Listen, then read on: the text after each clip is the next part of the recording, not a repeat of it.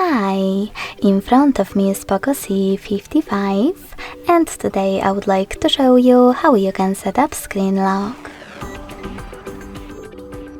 Begin by going into Devices Settings and scrolling down just a bit to access Passwords and Security.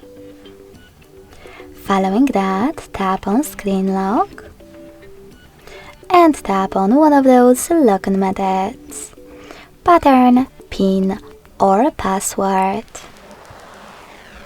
After selecting the perfect one, tap on Got It in the pop-up and finally create it.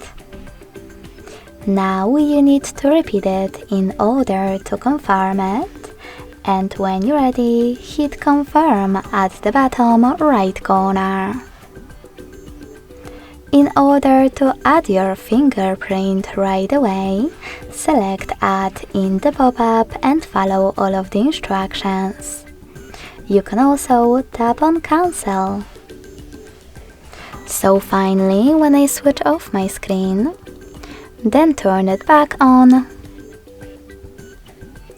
I can see that pattern is now required. Thanks so much for watching. If you enjoyed this video, leave a like, comment and subscribe. Bye!